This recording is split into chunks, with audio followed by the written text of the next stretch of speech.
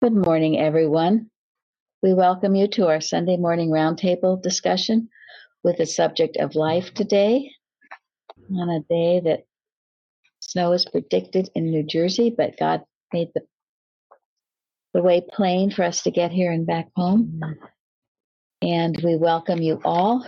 We are recording from the Plainfield Christian Science Church Independent in Plainfield, New Jersey, the United States of America. And we will start our morning prayer. Yeah, I'm reading this morning from page 139 of Divinity Course in General Collectania. Thanks to Mrs. Eddy. Love is a mighty spiritual force. Let the good you can do and the stimulation of action keep your mind from dwelling on the past, for the present demands your care, and you must go forth to meet the future calm and strong. God is your refuge and a strong deliverer. He will hide you under his wings till the storms are past and the sunlight of his presence cheers and invigorates you with new strength and exaltation. Yes, he who clothes the lilies will tend you and gird you with strength in truth and love, and so establish the labor of your hands in his vineyard. Never distrust, never doubt the all love, for it never faileth. As your day, so shall your strength be. Be patient, and let faith grow stronger and stronger each day of this pilgrimage. Mary Baker Eddy. Beautiful. Thank you, Florence. Okay, Karen, our watching point.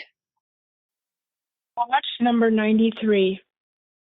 Watch lest your anticipation of future good tend to nullify your present effort. The successful in this world are not those who waste time in the present by looking forward perhaps to receiving an inheritance when some rich relative dies. One should face the fact that he will have in the future exactly what he works for now. This same proposition should be held as true in the mental realm.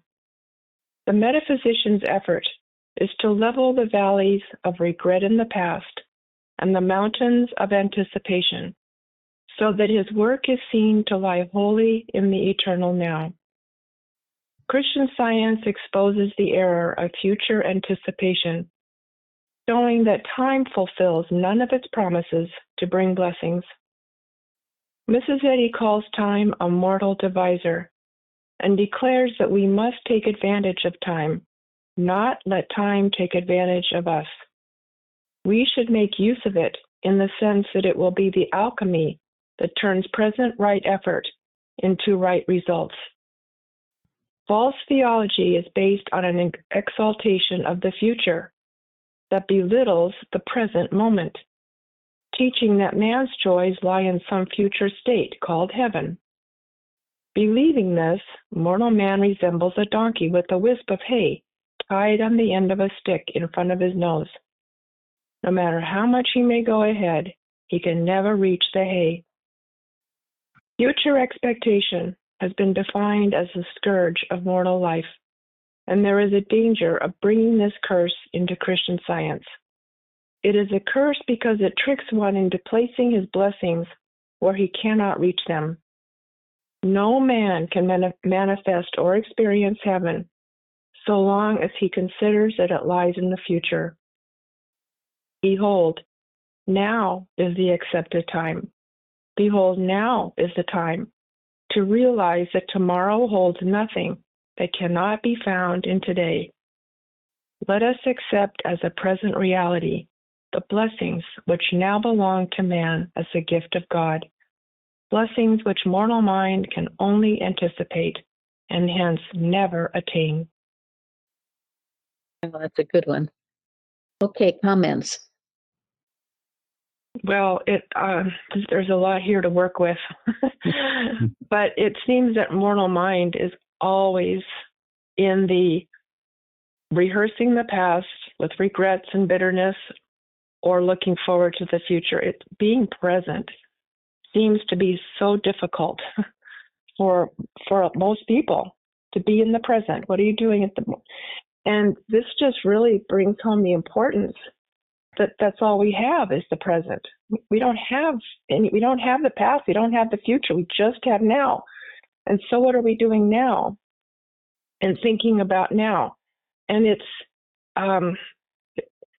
there's a lot here to work with, but I realize that that's what I was doing. And I still do it from time to time, but I catch myself now. I know that it's where it says that Christian Science exposes the error of future anticipation, because we all, some people keep traveling and traveling because they're always planning on the next trip. They're not present. And anyway, I love this watch. Yeah, thank you. Yeah, that's a good example. These people that travel all the time, it's like they have to anticipate some great thing that they're going to do, and go from one to the next thing rather than, yeah, appreciating, being satisfied and content with what you have at this very moment. And ultimately, you never have anything more than you have at this moment. It's all here because the kingdom of heaven is within you. You know, Mrs. Eddy and that Things to Handle Daily, one of the things is that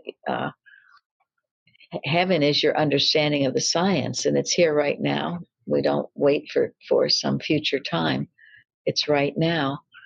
And Big Dal Young says too, maybe an individual consciousness, you're never going to get more into the kingdom of heaven than you are now. Right. Right now, you're there. What would you have to do to get there? I mean, you have to acknowledge, be there, be present. This is why, and I so love that. more people are doing, they're writing journals, they're journaling, because if you do it, especially on a regular basis, you're acknowledging the present good that's gone on. You're acknowledging what has happened during the day. You're acknowledging what you're grateful for. Otherwise, just woof, you're on to the next day. So it's something good to think about.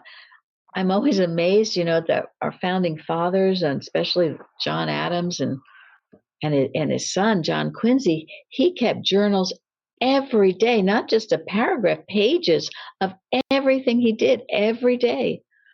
He said piles of books. Anyway, go ahead, Karen. No, I wasn't going to say anything. I'm thinking it, but I wasn't going to say it. Elizabeth? I love that part about taking advantage of time and not letting it take advantage of you, because we have work to do. And so even just temptation to, sit and watch something on your phone for half an hour or whatever. I mean, yeah, sure, it's not the worst thing, but we just have to be aware that there's serious work to be done here. And frivolous stuff doesn't really have much of a place. It kind of falls away from you. Thank you. And no, it's very legitimate, because it's very easy to start watching things on the phone. And everything's on your phone, weather reports and news and one thing after the next. And it can be very time consuming that's why it's good to limit that time. Yeah, kids call it doom scrolling. Doom scrolling? Doom scrolling, yeah. Wow. Yeah, I guess the devil has several different tactics to keep you from doing what you should do, doesn't it? I mean, there's all these distractions to begin with. I'm sleeping now. But there's also fear that, so some people sit around planning what they're going to do. And they plan and they plan and they plan and they never do. And they rarely do. But, and some of it is fear, but there's a lot of different reasons, and it's good to examine, myself. What do I give into that enables the devil to let time use me instead of me using the time well. But it goes back to, give us this day our daily bread. Give me something to do useful today, God, and I know that you will take care of me. And if we take care of, and it is a characteristic of successful people. I mean, people who actually accomplish useful things, is that they don't easily get distracted. They don't spend a whole lot of time planning. They accomplish a lot of things. And if you think of the things that Mrs. Eddy accomplished in her lifetime, founding of a church, founding of a newspaper, the healing of all these people, the teaching. I mean, she didn't waste 1 second of any day. And many of her followers didn't waste a second of any day. That's why she had that article, Improve Your Time. Exactly. Yes. So it's Well, possible. Go ahead. No, that's why she said the present demands our care. And I think if we don't do that, we even forget the blessings that he's given in a particular day, thinking, oh, what's going to happen the next week? People worrying about, okay, what's going to happen the next week? Oh, it's going to snow, it's going to this. What about today? What good has God given us? And it's so easy to do, to always put future blessings, something that will happen then, but not now. And then it doesn't happen. Exactly. It might not happen. Mm-hmm. If you worry about it, it's something that never happens. You just spend all that time. Yeah. Also, I think the past, that I have a lot of personal friends and family members that just can't seem to get rid of past regrets, past bitterness, they can't forgive, and they're carrying this with them, and they're struggling physically because of it. And we are allowed to look back and see the good that that there is good. We've got to acknowledge the good of the past, but we are allowed and have to forgive or whatever to just move past our past. We all have a past, but we can't keep living in it, because it brings it to the future, and then we struggle physically with what we cannot or believe that we can't let go of. That's exactly right. And that's why it's with the past to God. And when you do that, you demand the blessing, you demand the lesson to be learned from the past, and then move forward. Mm-hmm. It can be better because our past, not worse. Yeah. I think if you're forgiving, then make sure that you're attempting to forget. But I've heard people say, oh, I'll forgive, but I'll never forget that. What's the point then? Yeah. Okay. Yeah, well, and if they do that, they're usually harboring the bitterness. Yeah. So, yeah, and I've told you that that article about virtue medicine, and the list of things. First one was gratitude, honesty, charity, but one was definitely forgiveness. And if you don't exhibit the virtues of God, as I guess Karen was saying, sometimes you don't feel so well. It affects your body. If you don't catch it mentally, then the next thing you know, you've got aches and pains. You think, well, where did that come from? Well, examine your thinking. And as Mrs. Eddy says, that the wrong thinking, the lack of forgiveness or whatever, is no more true than the seeming manifestation on the body. It's all a belief of the Adam dream and mortal mind, and you can cast it all off. And one should.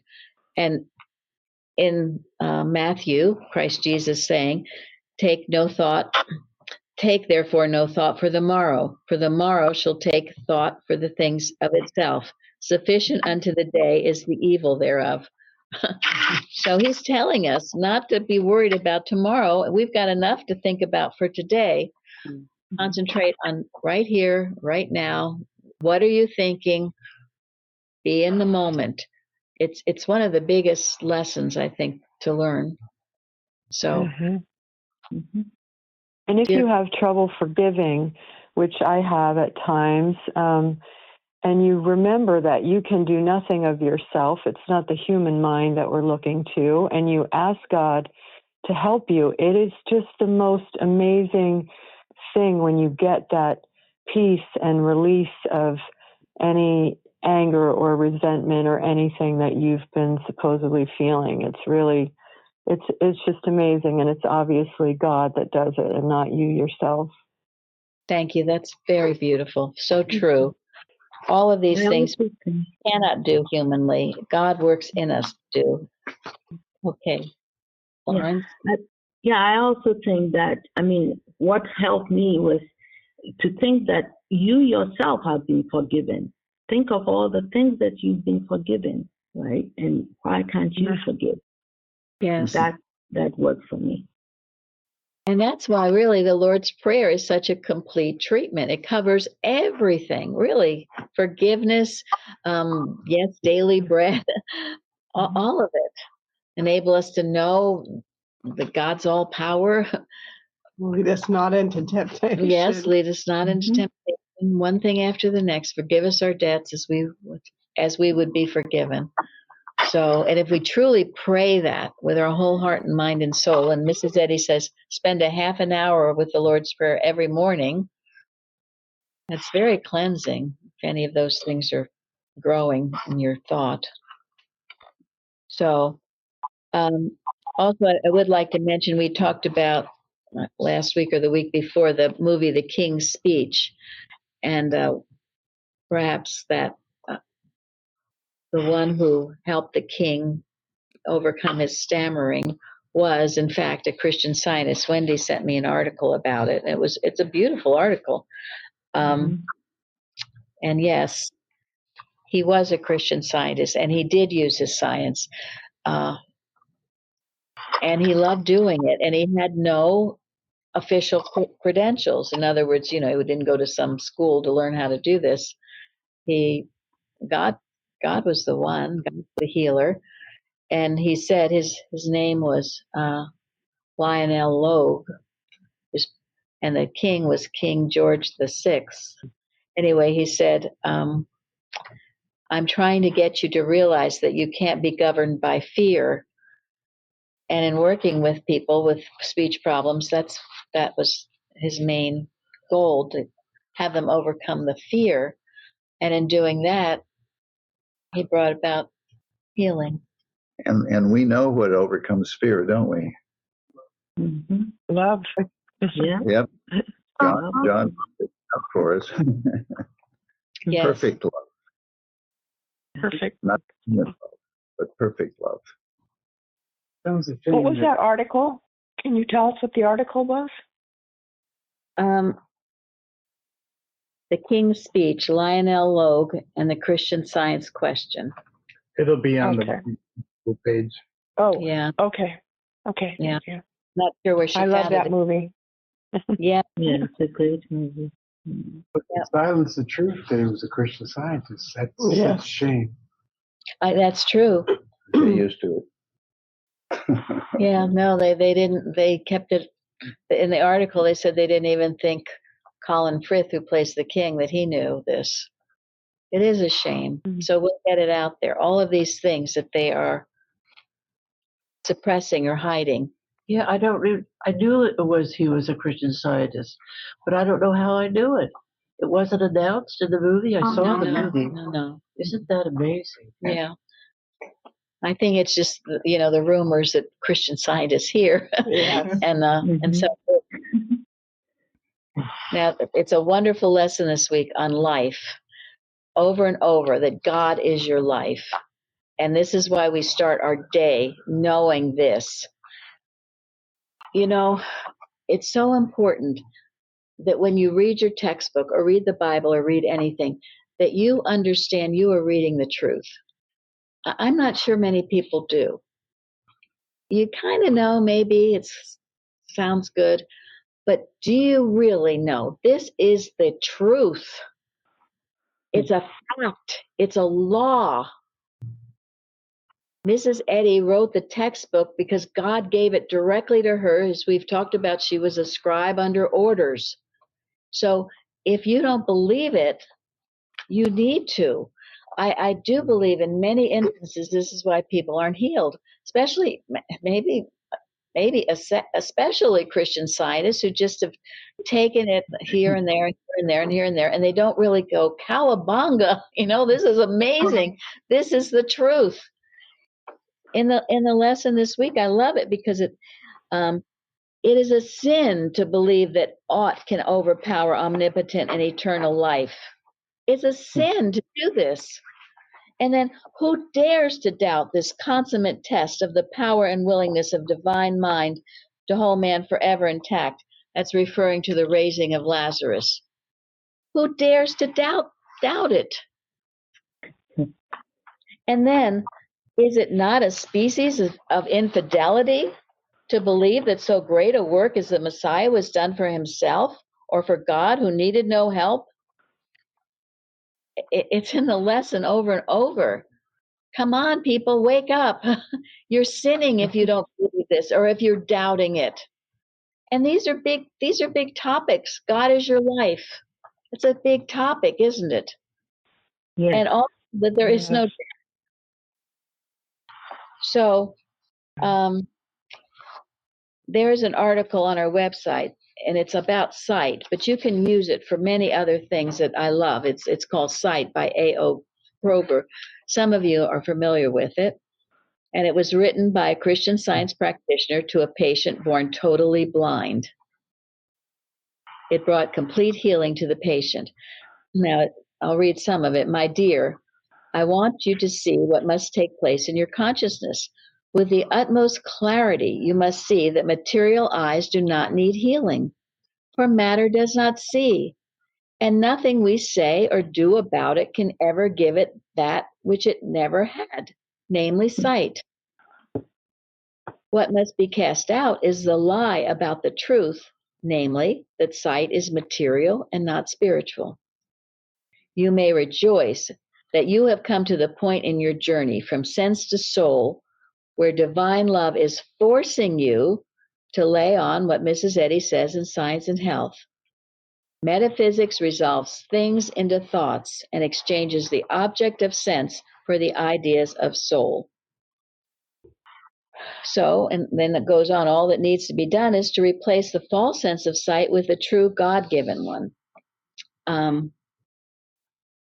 The cause of all loss and suffering is not because matter is diseased, but because of the breaking of the commandment, thou shalt have no other gods before me, spirit. Keep the first commandment separate from matter. Restore it to mind where it belongs, and all fear and suffering depart. And so, you see, when you're having some physical problem, that is divine love forcing you to get out of this belief that you live in matter, that your body is dependent on physical organ or whatever else it's trying to tell you. You've got, all of us, we have to, sooner or later, we've got to come to this. Sooner or later, we do not live in matter. We are not dependent on our organs for life. We are dependent on God. And how dare you think otherwise? How dare you question it? The lesson says impossibilities never occur. Yeah. Lazarus was raised from the dead. That means it's not impossible. But if you that beautiful statement in Hebrews 11, without faith it is impossible to please him. For he that cometh to God must believe that he is, and that he is a rewarder of them that diligently seek him. Do you believe in him? How many times did Jesus say, as your belief, so it be according to you, or something like that? Mm-hmm. If you have no faith in this, if you're just one of these Christian scientists that just read it and read it, and maybe you haven't had much success in healing, well, let's change that now today and let's get your faith going. And know all these things, that's why they're so precious to all of humanity. The Bible, these truths are so precious because they're true. They came to deliver you from the depths. But if you don't believe it, then it has a hard time getting to you. And go ahead. No, I just was, it's quite impressive, Mrs. Eddy, when she says in page 151 of Science and Health that the blood, heart, lungs, brain, etc., have nothing to do with life, God. Thank you. I just had that page turned to 151. Oh. Okay. Absolutely. Great minds think alike, don't they? The one great mind directs. And I love that statement. It has nothing to do with life or God. Every function of the real man is governed by the divine mind. The human mind has no power to kill or to cure, and it has no control over God's man. The human mind. So what power do you give the human mind to kill or to cure?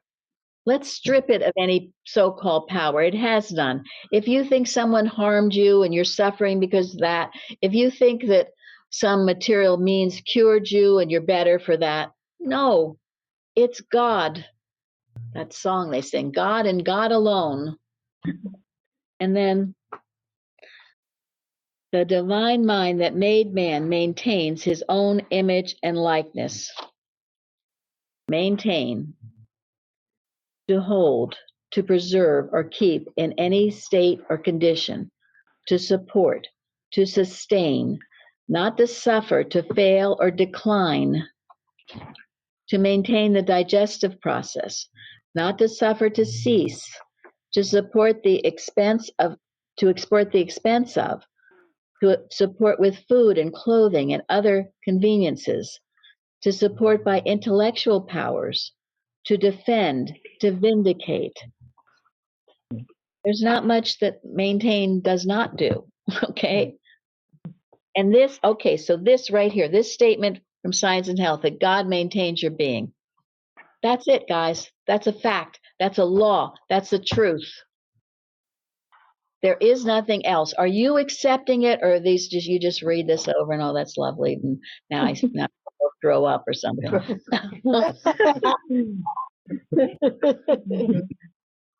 Seriously, and live it. So it's preventative as well as curative. You don't have to get to some point where you're feeling so lousy. Let it be working all the time in you, and know it's the truth.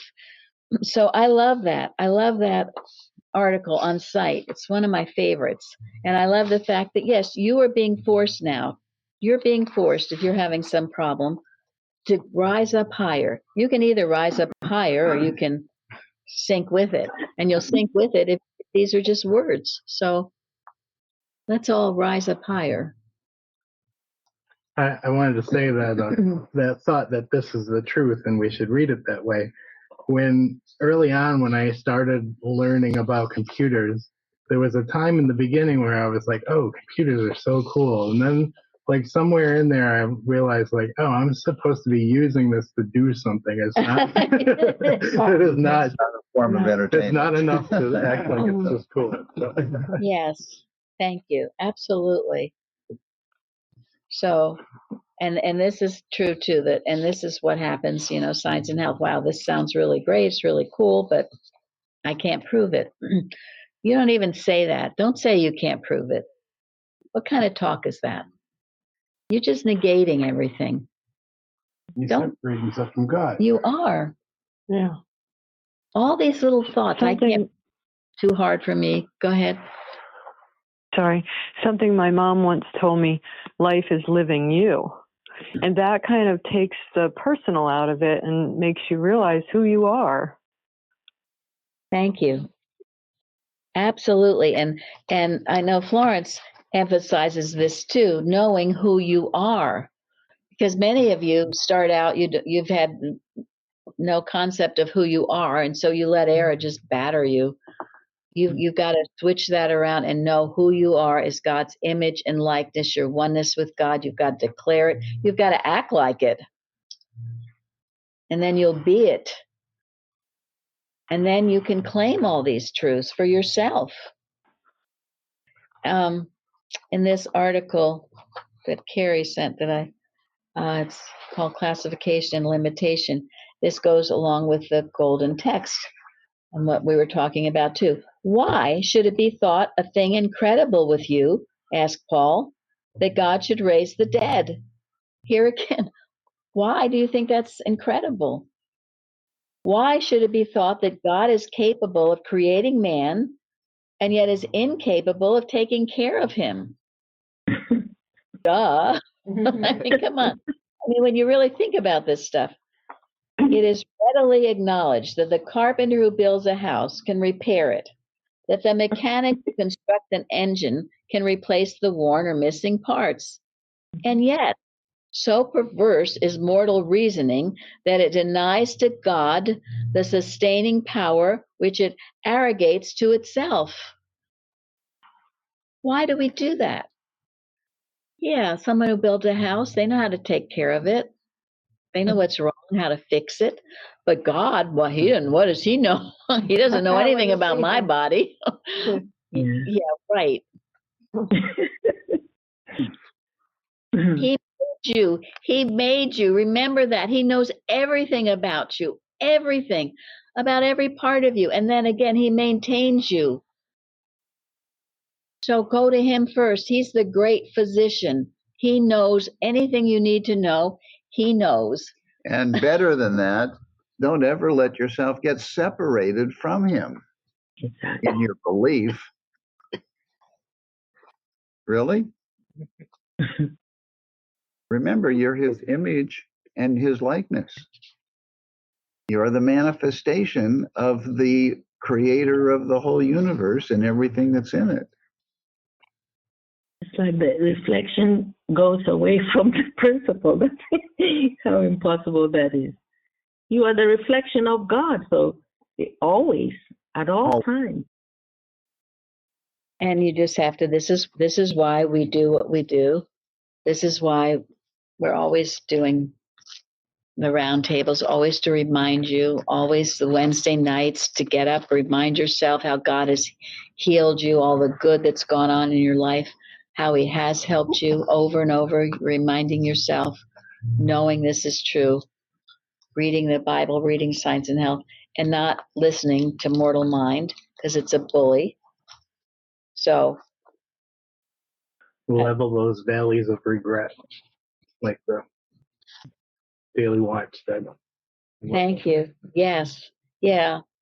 And that's why, yes, watching your thought, not thinking that your healing is somewhere in the distance and someday you'll get there, because then you'll never get there. Or, that's what you think. Or thinking that your healing has to be brought about by something outside of yourself. God is your consciousness. And that's where the healing is.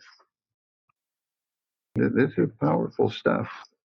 But it requires the disciplined thought and a spiritualized thought. Yes. And, if you need a boost or whatever from a material means, and that's okay. Get your boost. Do what you need to do.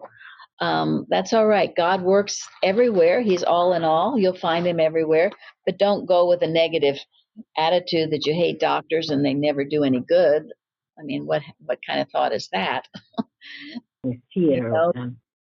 Or fear of them. Many people, I've had people come to me just because they don't want to pay doctor bills or because they're afraid of doctors. That's no real reason at all. What?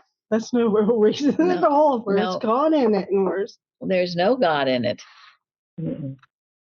So you come on your knees because your main concern is to learn more about him. And as you do, the arrow will fall away, as it always does, because it's not true. It's not true right now. You don't have to wait for some future event. It's not true right now. These are laws. And another beautiful article Carrie sent about Lazarus, the way the Christ healed Lazarus is because he knew there was no law. We sing it sometimes in church. There is no law of sin and death, right? There is no law of sin and death. I love that song. There's no law. That's a human law. Human belief. Yeah, human belief. Yeah. That calls itself a law. Mm-hmm. But it's a fraud. The real law is life. So I am all. yes. And there was something beautiful. I thought this was something, again, Carrie sent, that it's what Mrs. Eddy sent to Mrs. McKinley when her husband passed. Yeah. God is love, and not a trace of that love which has been and continues to be reflected by man can possibly be lost. After President McKinley had passed beyond human ken, Mrs. Eddy wrote to Mrs. McKinley, quote, "He awaits to welcome you, where no arrow wounds the eagle soaring, where no partings are for love, where the high and holy call you again to meet. I know thou hearest me always," are the words of him who suffered and subdued sorrow. Hold this attitude of mind, and it will remove the sackcloth from thy home. In miscellany, page 290. It's very beautiful and comforting to the human need, which is great. And then this goes on, the article by Duncan Sinclair. If as a nation or as individuals we lament the loss of someone we have respected and loved, it is well to remember that life is eternal and that man is the manifestation of life, can never cease to reflect life's activities. So we know we're all not going to necessarily be on this earth in this form forever, but that doesn't mean that life is not eternal and that we come under the law of life with a capital L and two capital L's, and that we are Christian Scientists, be a law unto yourself, that mental malpractice cannot harm you either when asleep or when awake. And the human law is that you're going to get sick, old, decrepit, and die. Which brings me to, well, before I get into that, I'm just going to mention, I don't think I'll read it. I can't read it today, but on the bottom numbering, I know Tony has talked a lot about the Eustace book, Christian Science, It's Clear, Correct Teaching. It's a wonderful book. And he goes in, he was excommunicated. So he goes into all of that, why, how he surmounted it, continued his teaching and healing work. And on the bottom numbering, he writes on pages 874 and 875, an article, "There is no law of death." And it's excellent. It's only a couple pages, but he says, does hypnotism say that you feel that you are getting old? Years mean experience, and experience is always valuable and life-giving, never destructive. So it banishes that belief that you're going to get old and die, which brings me to another article, which I know I've talked about before, but it is so important. And this article was found in the New York Herald Tribune, 1948, very small article. And I found it in a box of Herbert Eustace's personal items. And I can't believe it's such a small article and it's so profound. And anyway, he obviously found it and kept it in his collection of things. But anyway, I don't know where the box is or where it was, but Carrie was able to find it for me in another, Kentucky newspaper. So anyway, I'm going to read it because it's worth reading. It says, let me quote from one of the addresses. I didn't originate it. I don't know who did, but it was the main topic of a recent conference of physicians and surgeons in Cincinnati. According to those doctors, one of the principal complaints of their patients is, doctor, I am getting old. Then they blame almost everything that happens to them on approaching old age. They think there is nothing they can do about it. They think arthritis, heart trouble, cancer, in fact, almost everything is due to time. Nonsense, say the doctors. Time has nothing to do with it. Let me quote from one of the addresses made from the conference by a prominent specialist. Every human tissue is endowed by potential immortality when adequately provided with the food, factors, oxygen, and suitable warmth, and when removal of waste is carefully effected. Time has no effect on human tissues maintained under such conditions, or indeed on human tissues under any conditions. Vigor does not necessarily vary inversely with the age of the adult. It varies directly with the factors of healthful living, mental condition, and medical and surgical treatment. The doctors agreed that belief in the effects of time tends to reduce ambition, therefore expectations and endeavors are curtailed.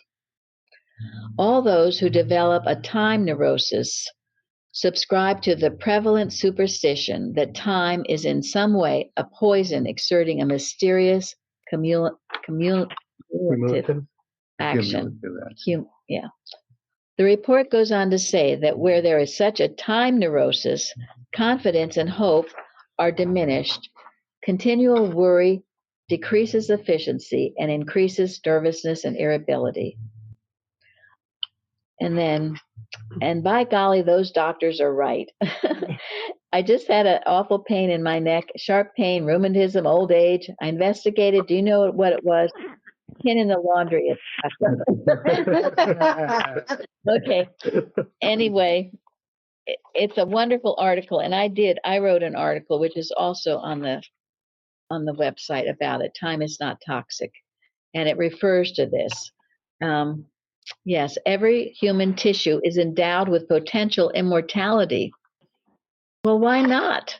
Again, God created us, and that is a prevalent superstition that time in some ways poisons the system and causes one to grow old. And so, what does Mrs. Eddy say about that in Science and Health, page 245? Decrepitude is not according to law, nor is it a necessity of nature, but an illusion. So, when we say I'm getting old, please don't say that.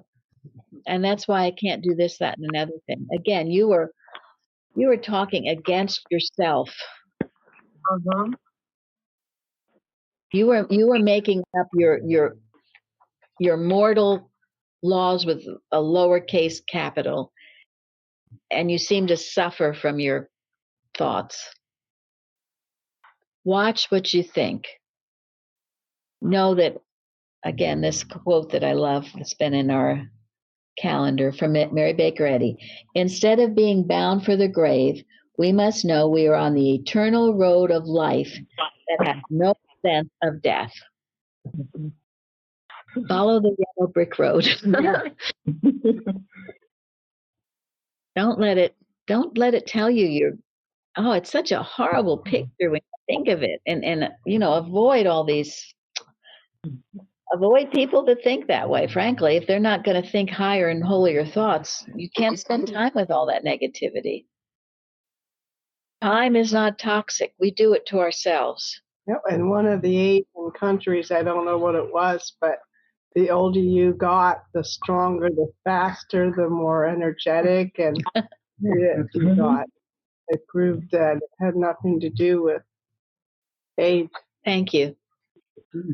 Yeah, and we've all read those stories, people who are well advanced in age and are doing just fine because their thought is so happy, uplifted. They take the virtue medicines and live it. The potions, as Gary read on Wednesday. Potions. Yeah, God's potions. That's potions. God's character. His own qualities. Yes. Take a little taste of that every morning. That's right. Don't declare against your high estate. That's what Thank God you. has made. Yes. You know, a lot of reporters during the day of Mrs. Eddy wanted to come see her, and they would literally just show up at the door to try to get a glimpse of her or see her in her carriage. And when they would finally, meet her, they were stunned at how beautiful she was. And she never looked, quote unquote, her age, ever. If you really read about her, she completely demonstrated this concept. So it's obviously possible for us too. Absolutely. And what they said that medical examiner said she had the body of a young woman or something, right? Skin, it was her skin. Skin. 17-year-old. 17-year-old. Okay. Well, but that's because I think the only thing that gave her away, I guess, was the gray hair. And oftentimes men would try to give her their arm to help her. And she would push their arm away. Like, why do I need that? So she was adamant, in this. And, because she would walk down, I guess there was like a beautiful staircase, and she would kind of spiral down, the stairs. And they, were kind of watching to see, how she'd handle the stairs. And it was like no problem at all. So you just have to kind of catch yourself too, don't let the subtle little things come in. And as we've been saying, you have to kind of stand porter at the door of thought all the time about this age. Thank you. Yeah, and we were taught here at an early on to say often daily, I am ageless, diseaseless, and deathless because God made me so. And then think about what that means. And Mrs. Evans used to say, you can be old at age 20 and you can be young at age 90 plus. So you stay with it, keep at it. It is one of those creeping things that will try to creep up on you, and you must be aware of it and handle it every day. Every time, if you ever read any article or even on the news, so-and-so age so-and-so, right? They always give the age. That categorizes people. So no. Now, like Genesis, the real creeping things God made, and they're good. Because He made all things, even the creeping things. Thank you. Beautiful. That's the right sense of it. Thank you, Craigie. So, yes. And when Reg Carey was asked how old he was, what would he say? I'm as old as God. As old as God. And that would shut anybody up.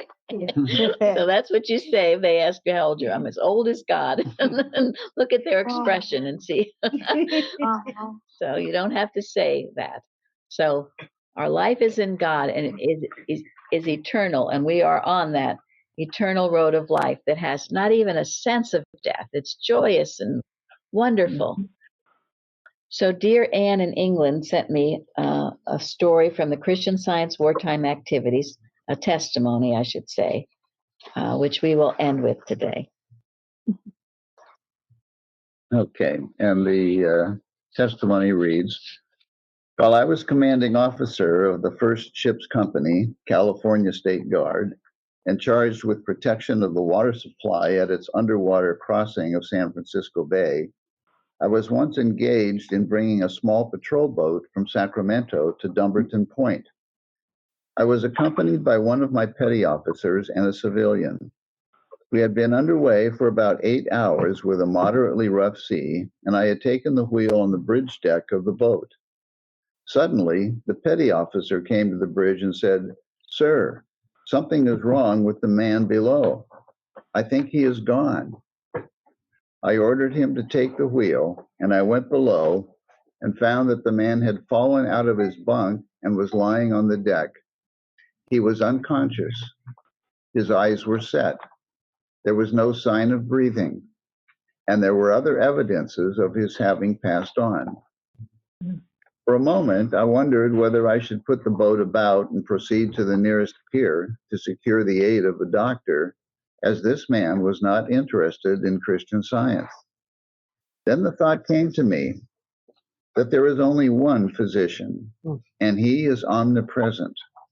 The golden text in that week's lesson sermon was, quote, "For God hath not given us the spirit of fear, but of power and of love and of a sound mind," end quote. That's 2 Timothy verse 1. This kept recurring to me and enabled me to master the sense of confusion. I knelt beside him, declaring audibly, "God is your life," repeating it over and over, and asking if he could hear me. I also asked him to repeat after me, "God is my life." In a very few minutes, I saw him attempting to say something, perhaps trying to repeat the truths I was declaring. In about 20 minutes, he became conscious, and I was able to convey to him the truth about his spiritual heritage. Soon after this, he was able to sit up, and in another half hour, by the time we reached our destination, he walked ashore with very little help. The other man was amazed at his quick recovery and kept repeating, "I don't know how you did it." Of course, I knew that I had no hand in the matter, as it was the normal operation of divine mind, which we all had witnessed. Afterward, I had the opportunity to present some of the facts of Christian Science to this man. He acknowledged that it was due to Christian Science that his healing had been accomplished. He also said that he had felt as if we were drifting off, but kept hearing me at a great distance, repeating, "God is your life." He said this seemed to be pulling him back, even as he was drifting further away. At the present time, I understand that this man is in the best of health and has suffered no ill effects from his experience. Thank you all for joining us today. Thank you. Thank you. Thank you so much. Thank you. Thank you. Thank you. Thank you.